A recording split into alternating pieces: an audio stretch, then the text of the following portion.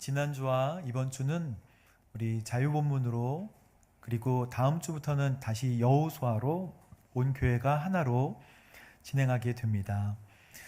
저희가 오늘 교회가 창립 40주년을 기념하면서 이제 40년 광야 생활을 마치고 하나님께서 약속하신 땅으로 들어가는 것을 저희가 염두에 두면서 여호수아를 다시 시작하게 되는데, 하나님께서 새로운 땅과 또 새로운 백성들을 삼으실 때는 항상 거룩을 요구하십니다.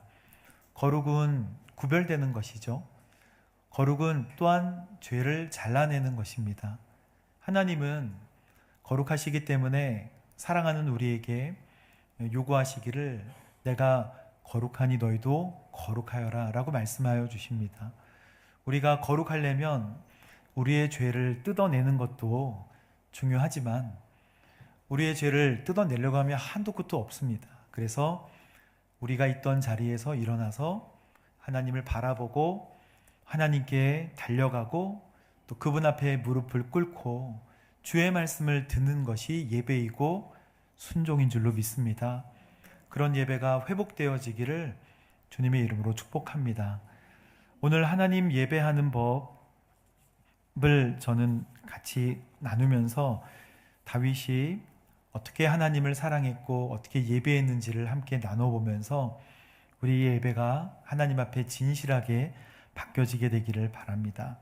먼저 하나님은 예배하는 가정에 복을 주신다는 것입니다. 함께 따라해 볼까요? 하나님은 예배하는 가정에 복을 주신다. 하나님이 하나님을 보도록 예전에 법궤를 만드셨습니다. 법궤에는 만나 항아리도 있고 아론의 쌍난 지팡이도 있고 또 계명이 들어있죠. 근데 이 법궤는 12지파를 둘러세우고 그 중심에 하나님이 계신다, 즉 하나님이 동행하고 계신다라는 증표예요. 그래서 블레셋과의 전쟁에서 이 법궤를 빼앗겼던 이유가 있습니다. 그 이유는 법궤를 하나님으로 생각하지 않고 승리의 도구로 부적같이 사용했기 때문입니다. 우리가 하나님을 믿고 하나님을 경배하고 예배하지만 하나님을 부적같이 우리의 삶에 윤택하게 하는 도구로, 또는 하나님을 어떤 것을 주시는 자동 판매기처럼 생각한다면 그것은 믿음이 아니라 하나님을 부적같이 또는 우상같이 이용하게 되는 것입니다. 법궤를 빼앗겼을 때 법궤는 돌고 돌고 돌아서 아벡부터 시작해서 여러 블레셋의 지역을 돌며 다곤 신상도 무너뜨리고 또 어떤 에그론 지역에 가서는 사람들에게 종기가 나게 하면서 하나님, 전능하신 하나님에 관하여 말씀하십니다. 이스라엘 백성들은 하나님을 법궤로 상징하면서 내보냈지만 그들은 4,000명이 죽고 두 번째 전투에서 법궤를 가지고 갈 때 블레셋 백성들이 막 두려워 떨었어요.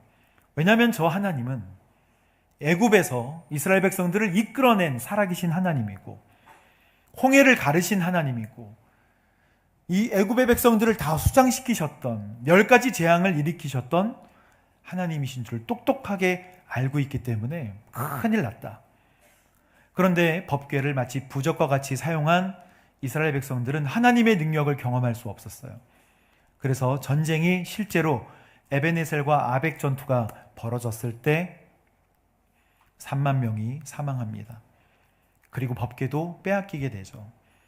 홈리와 비느하스도, 엘리의 두 아들 홈리와 비느하스도 그 전투에서 죽게 되고 엘리는 넘어져서 목이 부러져 죽게 되고 이 시대는 암흑의 시대가 되는 것입니다. 도대체 하나님을 어떻게 예배해야 할까요? 법궤는 블레셋 지역을 돌고 돌아서 결국 베세메스까지 오게 됩니다. 도저히 우리는 감당할 수 없다. 하나님을 믿으면 되는데요, 하나님을 밀쳐 자기들과는 관계없이 블레셋 백성은 하나님을 또 베세메스로 보내는 것이죠. 베세메스 사람들이 법궤를 뚜껑을 궁금해서 열어봐요. 5만 70명이 죽습니다. 우리는 도저히 감당할 수 없어. 우리는 도저히 하나님을 받아들일 수 없어. 이 무서운 하나님을 어떻게 할까? 사람들은 하나님을 오해해요. 하나님 예배하는 방법이 있는 거예요. 하나님 섬기는 방법이 있는 거예요. 하나님을 바라보는 방법이 있는 것입니다. 율법에 하나님께서 그렇게 설명하셨어요. 그러나 사람들은 영이 어두워지자 하나님 예배하는 방법을 흐릿하게 까먹기 시작합니다. 그리고 법궤를 빼앗겨서 기럇 여아림이라는 곳에 아비나답의 집에 보관을 하게 되는 것이죠. 뭐 한다고요? 보관. 하나님이 함께 하시는 곳에는 예배가 일어나야 하는데 아비나답의 집, 기럇 여아림 아비나답의 집에 하나님은 보관되십니다. 그런데 다윗이 나중에 왕이 되자 사울 왕이 40년 동안 다스립니다. 그리고 다윗이 7년 6개월 동안 그 사울을 이어서 헤브론에서 다스리죠. 다윗이 남과 북을 다 통일한 다음에 모든 족속을 다 통일해서 예루살렘으로 이 성을 옮기게 되고 거기를 다윗성이라 시온성이라 이름을 붙이고 이제 하나님을 모시고 올 때, 하나님을 모시고 다윗성으로 모셔올 때 3만 명을 동원해요.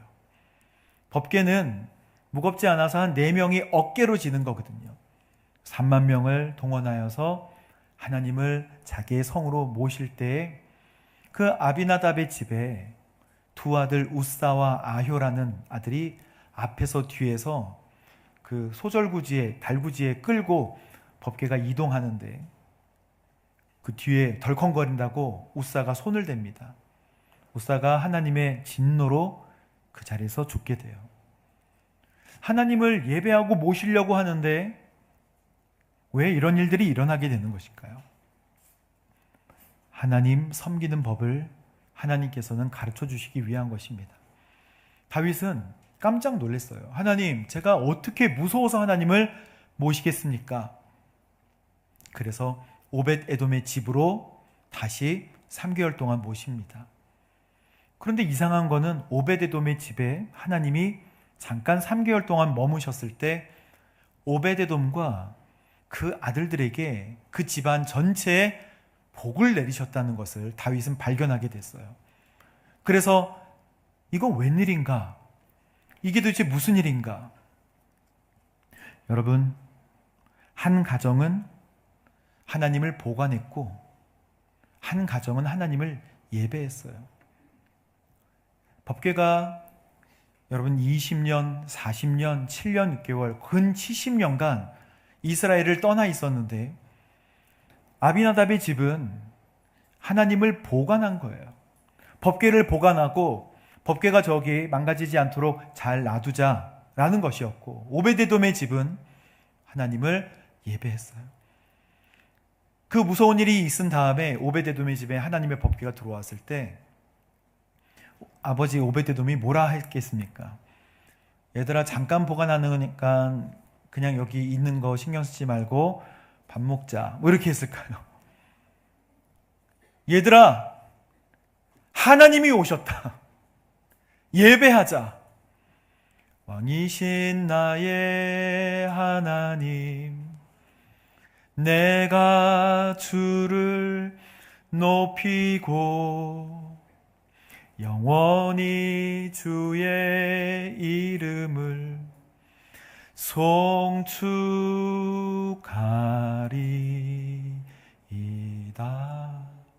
예배하기 시작하니까 하나님은 그 집에 복을 내려주시는 거예요. 저는 여러분의 가정이 하나님을 예배하는 가정이 되기를 주님의 이름으로 축복합니다. 어떤 신앙은 개인에게도 마찬가지예요. 10년 동안 하나님을 보관하고 20년 동안 하나님을 알기만 했습니까? 여러분, 이제 예배하십시오. 하나님은 예배받기 합당하신 분이십니다. 하나님은 오늘 그 헌신을 받기를 원하시고 3만 명이나 동원되는 그 헌신을 주님께서는 받으시기를 원하세요. 두 가정은 하나님을 대하는 태도가 달랐어요. 20년, 30년 있어도 변화되지 않는 가정이, 단 3개월만 있어도 하나님의 은혜와 축복이 부어지는 가정이 있단 말입니다. 그래서 역대상 26장에 보면 이 오벳 에돔의 아들들은 어떻게 되었는가? 스마야, 여호사밧, 요아, 사갈, 느다엣, 이런 아들들은 5절에 보면 오벳 에돔에게 복을 주시고 6절에 보면 능력 있는 사람들이었고 7절에도 능력 있는 사람들이었고 8절을 함께 읽어보겠습니다. 시작. 이 모두가 오벳 에돔의 자손입니다. 그들과 그 아들과 그 형제들은 능력 있는 사람들로서 일을 잘했습니다. 오벳 에돔의 자손은 모두 아멘. 이 장은 성전 문지기를 설명하는 장인데요. 아들들이 문지기가 됐어? 그러면 우리는 약간 낮은 거 됐어? 이렇게 생각하잖아요. 문지기는 레위 지파 사람들만 될 수 있는 것이고 문지기가 4,000명이었습니다. 모두 다 성전에서 먹고 자고 하는 사람들이에요. 그 성전 주위에서 다윗이 이 성전을 관리하고 이 성전을 깨끗하게 하며 이 성전에서 예배드리는 모든 일들을 다 주관할 수 있도록 성전 문지기들을 4,000명이나 세워놓고 그 가운데 오벳 에돔의 62명의 아들들과 자손들은 다 일 잘하는 사람들로 하나님 곁에서 축복받으며 살아갔다는 내용입니다. 우리의 신앙생활 중에 중요한 게 자녀의 문제 아니겠습니까? 하나님은 하나님을 예배하는 가정의 자녀들을 끝까지 지키시고 복을 주실 것입니다. 그래서 왕이 아닌 예배자로, 왕보다도 예배자로 키울 수 있도록 자녀를 바꿔야 된다는 것이죠. 다윗은 기다렸다가 그 집에 하나님께서 복을 주시는 것을 보고 율법에서 정한 대로 이제 연구해서 수레로 옮기는 것이 아니었어. 하나님은 그렇게 섬기는 것이 아니었어. 우리가 70년 동안 하나님 예배하는 법을 까먹었구만. 그래서 역대상 15장에 보면 언약궤를 안치할 처소를 준비합니다. 나의 성에 바로 이 자리에 장막을 치고 이 자리에 하나님을 모실 것이다 라고 준비해요. 언약궤를 운반할 레위인을 선발합니다. 율법에 따라 레위 사람만 언약궤를 옮길 수 있기 때문에 그들의 실수를 인정하고 규례대로 행하자고 다윗이 권면해요. 레위 사람들만 가능하다라고 교육시켜요. 예배를 교육하는 것입니다. 그리고 언약궤가 이동할 때 심심하게 이동하지 않도록 찬양을 준비하는데 찬양대와 악사의 찬양, 수금, 비파, 재금, 누가 꽹과리를, 누가 징을, 누가 수금을, 누가 비파를 해야 할지를 다윗이 한 사람 한 사람 이름을 체크해가며 세팅해요. 예배는 이런 것입니다. 예배 잘 드리고 우리 열심히 드립시다. 각자 그냥 열심히 찬양합시다. 안 그래요. 이름을 다 적어가면서 누가 비파를, 누가 수금을, 누가 북을 다 해주면서 이 3만 명의 대여를 준비하는 것입니다. 그리고 아삽과 헤만과 여두둔이라는 3명의 가장 중요한 찬양 인도자들을 세우면서 수금, 비파, 재금을, 그래서 비파는 아삽, 수금은 에단, 심벌은 헤만이, 너는 캐스터네츠, 너는 심벌즈, 넌 탬버린 다 정해줘요. 이게 바로 예배를 준비하는 노력입니다. 이게 바로 예배를 섬기고 하나님을 경배하는 우리의 노력들이에요. 그리고 언약궤를 운반하는 레위인의 직책들을 다 설명하면서 하나님을 준비하고 오벳 에돔의 집에 복을 주시는 사인을 기다렸다가 이제 옮겨야 한다 하면서 옮기기 시작하는 것입니다. 역대상 15장 13절과 14절 말씀을 보면 하나님께서 우리에게 노하여서 우리를 치신 이유는 궤를 옮길 때 처음부터 레위 사람이 어깨에 매지 않았기 때문이야. 율법을 가르쳐줘요. 우리가 하나님의 궤를 어떻게 옮겨야 할지 여호와께 그 방법을 먼저 물어봤어야 하는데 물어보지 않았어. 우리의 실수야. 그러자 제사장들과 레위 사람은 이스라엘 하나님 여호와께 궤를 메어서 모셔오기 위해 어떻게 했다? 자기 몸을 거룩하게 했다. 여러분 거룩하십시오. 하나님 앞에 거룩을 연습하십시오. 거룩은 잘라내는 것이고 하나님께 나아가는 것이고 주님을 바라보는 거예요. 오늘 여러분이 하나님께 거룩하고자 한다면 그 자리에서 일어나셔서 하나님께 나아가십시오. 나의 죄를 묵상하지 마시고 들여다보지 마시고 그 자리에서 벌떡 일어나 하나님께 나아가고 주의 이름을 부르며 찬양하며 주님께 나아가면 되는 것입니다. 하나님 그걸 원하세요. 죄를 어떻게 해결할까 묵상하지 마세요. 죄를 바라보지 마세요. 일어나서 하나님께 나아가며 하나님과 함께 동행하기 시작하면 주님은 우리를 위로하시고 그 모든 죄악을 깨끗하게 하실 것이며 모든 불의에서 우리를 깨끗하게 도와주실 것입니다. 13절에 보면 여호와를 괸 사람들이 6걸음을 갔을 때 다윗은 소와 살찐 양으로 제사를 드렸다. 소와 살찐 양으로 제사를 드린 것. 여러분 이것은 운반이 아니라 예배라는 거예요. 6걸음마다 소와 양을 잡았다. 이렇게 한 줄로 요약되어 있지만 이것은 굉장히 어려운 일입니다. 여러분 6걸음씩 가고 소와 양으로 제사를 드렸다. 한번 살펴보세요. 하나, 둘, 셋, 넷, 다섯, 여섯. 그리고 소와 양으로 제사를 드립니다. 다시 6걸음을 오베데돔의 집과 이스라엘 사이는 12km예요. 6걸음씩 나눠보면 제가 계산을 해보니까 4.5m마다 한 번씩 제사를 드리게 되어 있어요. 그래서 2600번을 제사를 드려야 합니다. 이쯤 되면 이건 합리적이지 않다. 이거 왜 이런가? 제가 여러분께 6걸음하고 예배를 드린다고 한번 생각해 보십시오. 1111일이 나오고 이거는 10개월 이상 예배를 드리는 거예요. 그러면 이 많은 사람들은 누가 먹일 것이며 이 많은 사람의 물은 누가 공급할 것이며 벌써 빌립과 같이 우리는 계산기를 두들기기 시작하잖아요. 도저히 합리적이지 않고 이해할 수 없는 방법이에요. 그렇게 오랜 시간 동안 어떻게 하나님을 예배합니까? 그러나 다윗은 손해가 아니라 이것을 영광으로 해석을 합니다. 하나님은 그런 영광을 받으시기에 합당하신 분이십니다. 주님은 그런 수고와 노력을 받기에 너무너무나 합당하신 전능하신 하나님이십니다.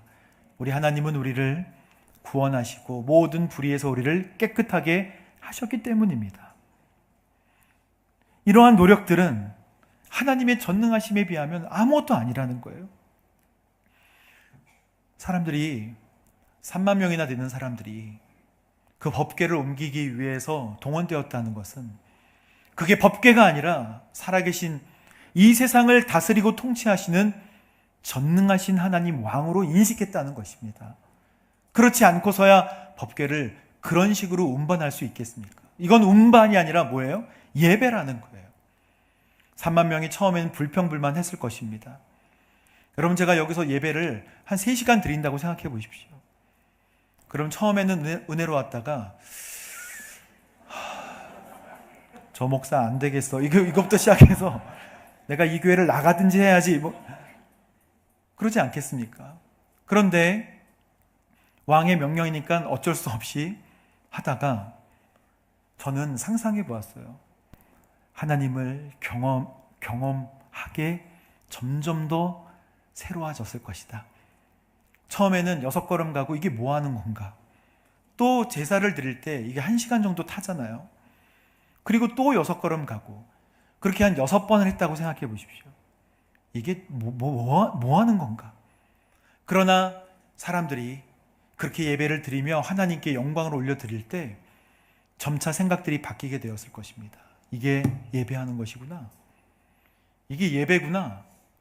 그리고 비파와 수금으로 하나님을 찬양하기 시작했을 때 전능하신 하나님을 찬양하고 찬양하세 아니면 또 좋으신 하나님 몇만 명이 그렇게 찬양한다고 생각해 보세요. 그 마음에 변화가 생겼을 거예요. 이건가? 이게 전능하신 하나님인가? 처음엔 모르고 따라왔다가 이 3만 명은 시간이 지날수록 뭘로 바뀌었어요? 예배자로 바뀌게 되었을 것입니다. 3만 명이 예루살렘 성으로 그렇게 오랜 시간 동안 예배를 드리며 진입한다고 생각해 보세요. 주변 나라들과 그 나라 백성들과 모든 백성들이 다 예배자로 준비가 되고 바뀌어지게 되는 것입니다. 하나님은, 그리고 다윗은 모든 사람을 예배자로 바꾸고 싶었어요. 그래서 이 일을, 전능하신 하나님을 모시는 일을 나라의 가장 최우선으로 하게 된 것입니다. 14절 말씀에 하나님의 법궤가 그 안으로 들어왔을 때 어떻게 되었는가? 함께 읽어보겠습니다. 시작. 다윗은 베옷을 입고 여호와 앞에서 온 힘을 다해 춤을 추었습니다. 그리고 15절, 다윗과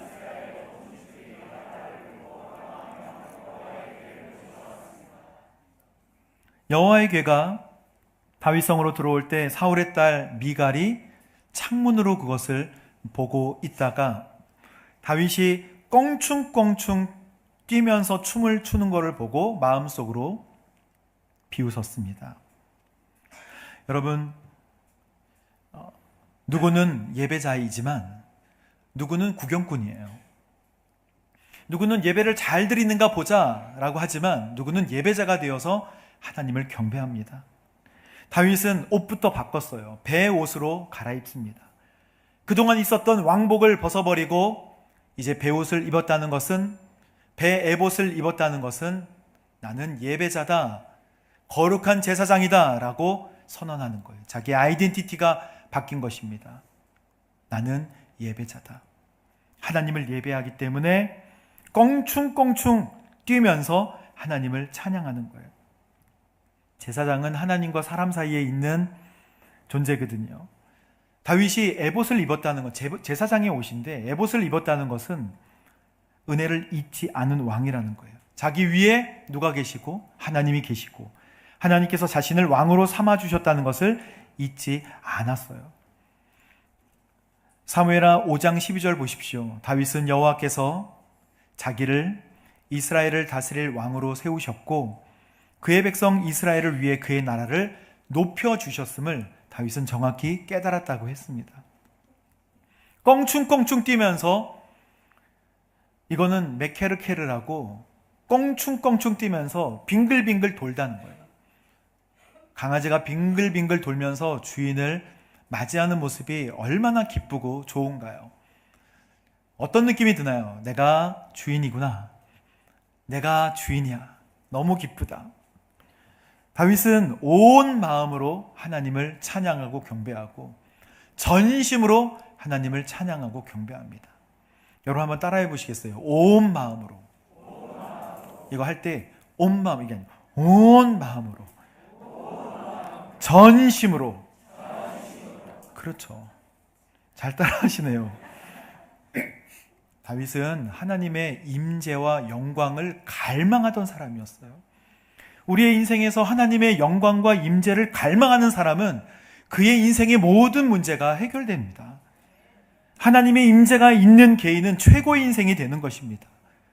다윗은 하나님의 임재에 집중했어요. 쉐키나 하나님에 집중했어요. 우리의 인생에서 하나님을 갈망하는 것은 그의 영광을 사모하는 것인데 가장 존귀한 인생이 되는 거예요. 채통, 미갈은 채통을 봤어요. 내가 사울의 딸인데 다윗은 우리 아빠 같지 않고 이렇게 채통이 없는가? 왜 이렇게 경거망동한가? 채통이 없는가?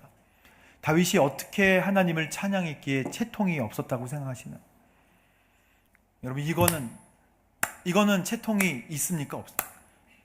이거 채통이 있다고 생각해요. 그럼 이것도 채통이 있는 거라고 생각해요. 아니면 이런 것도 채통이 있습니다. 하지만 막 이러면 채통과는 관련이 없는 거예요. 그러니까 제가 표현을 하기는 어렵지만 다윗의 춤과 채통에 집중하는데 다윗은 지금 예배하는 거에 집중을 하고 있어요.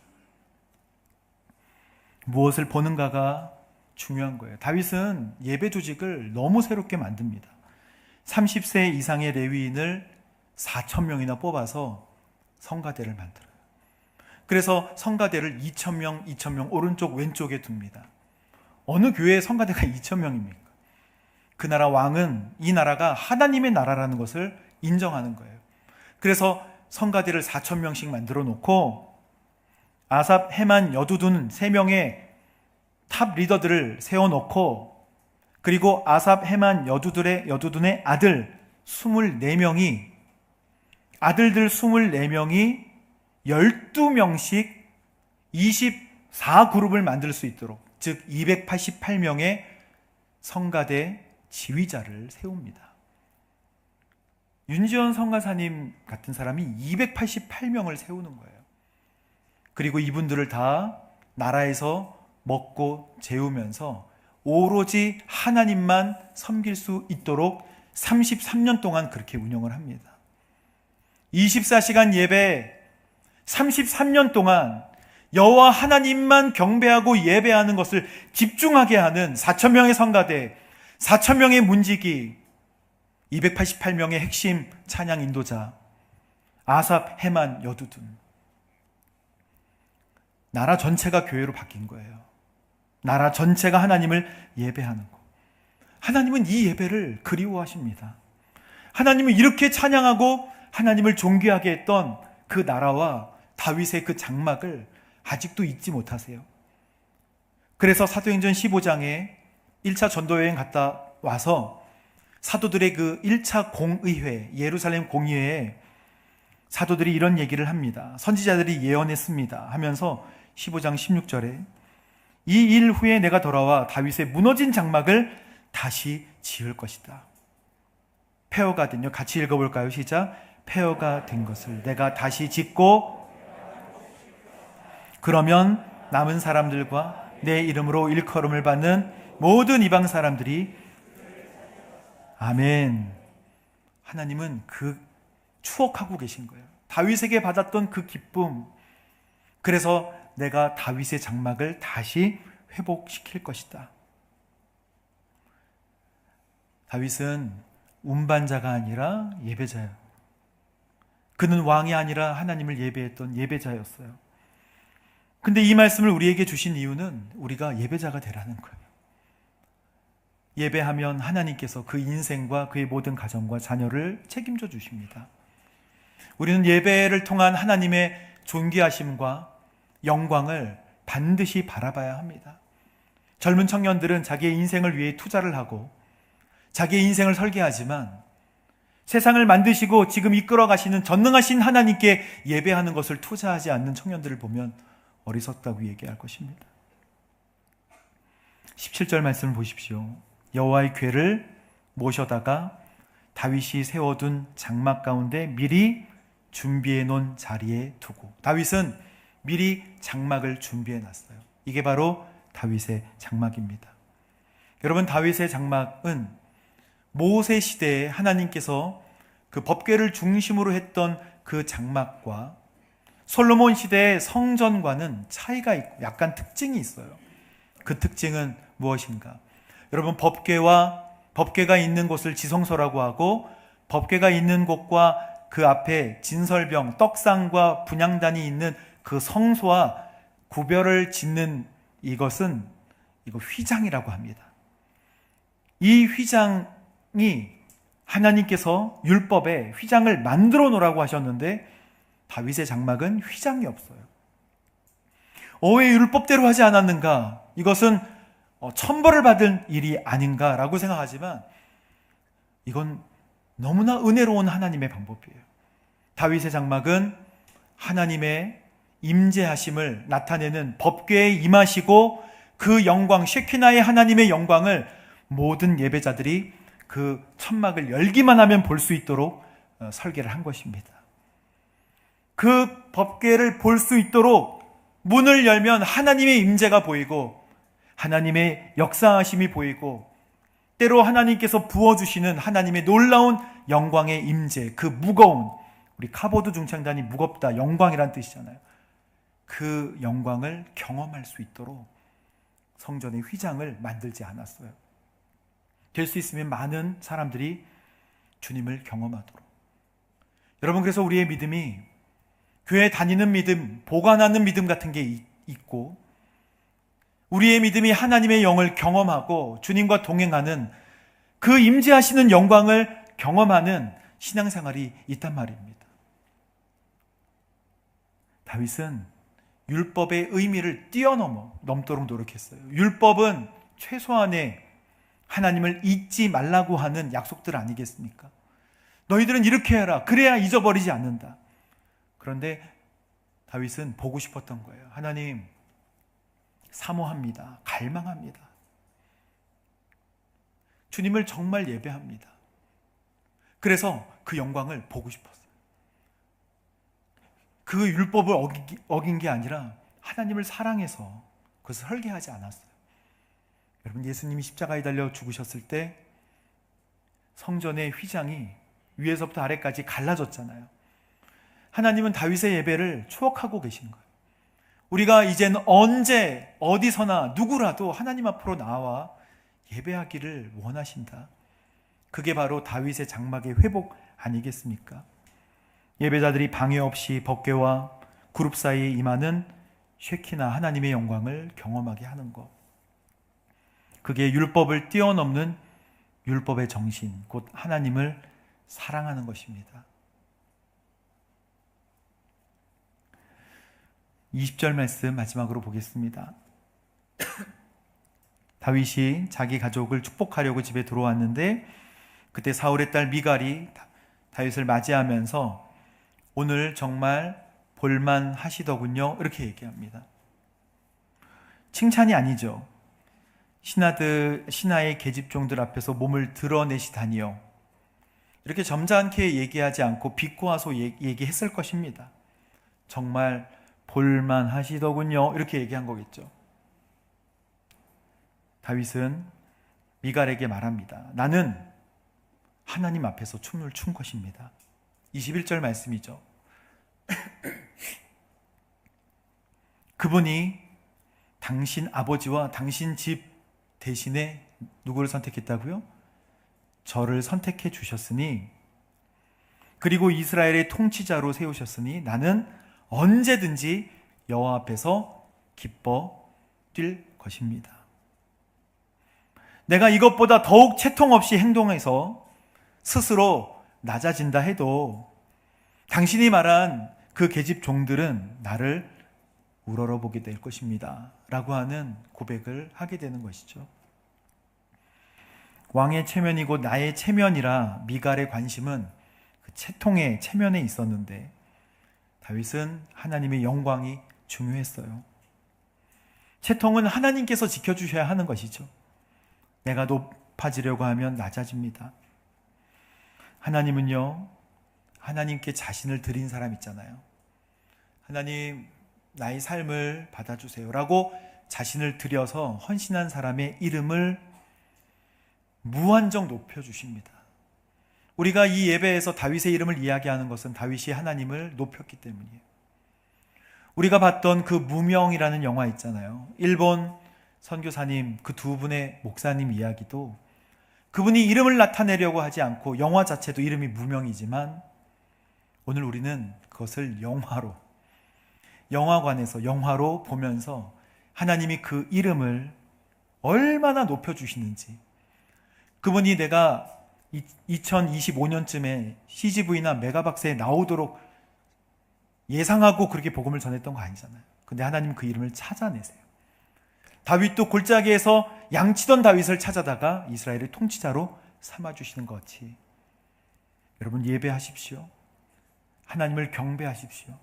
그러면 하나님께서 여러분의 이름을 높여주시고, 하나님을 높일 때 하나님께서 주시는 것이 있어요. 그의 영광을 보도록 만들어주세요. 너가 나의 영광을 볼 것이다.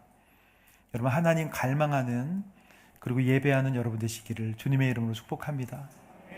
시간 우리 함께 찬양하며 주님의 이름 높여드리겠습니다.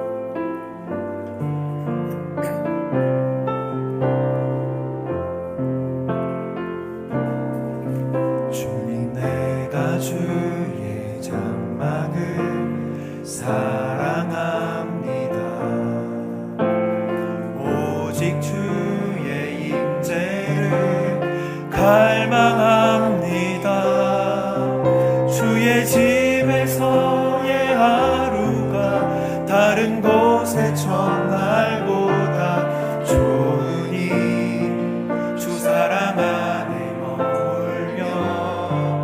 사랑 노래합니다. 다시 한번 고백합니다. 주님 내가 주의 자막을 사모합니다. 오직 주의 임재를 갈망합니다. 주의 집에서의 하루가 다른 곳의 첫날보다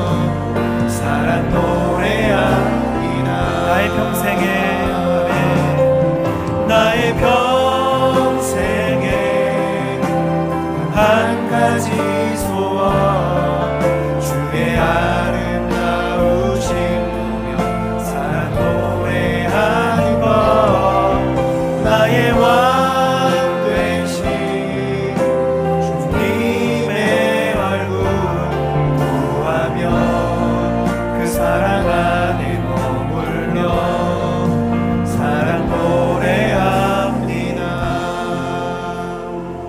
하나님, 주님을 예배하고 주님을 사랑하고 또 찬양합니다. 우리의 예배가 하나님의 영광 또 하나님의 놀라우신 그 은혜와 능력과 또 구원하심과 세밀하게 인도하심을 높여드리고 주의 이름을 높이며 찬양과 영광을 올려드리는 거룩한 예배 또 예배자 될 수 있도록 인도하여 주옵소서. 주님을 갈망합니다. 예배로 모든 인생이 바뀌어질 줄로 믿습니다. 하나님 사랑하게 하여 주시고 또 영광받기에 합당하신 주님을 온전히 높여드리도록 우리의 6걸음이 인생의 최대의 노력이고 7걸음째에 하나님을 찬양하고 예배했던 그 제사가 2600번이나 반복됐던 것처럼 예배드리다가 인생이 바뀌게 하여 주시고 예배하다가 하나님의 영을 경험하게 하여 주시며 예배하면서 주의 영광을 바라보고 주님의 영광을 경험할 수 있도록 인도하여 주옵소서. 할렐루야. 주님 감사합니다. 살아계신 예수님의 이름으로 기도합니다. 아멘.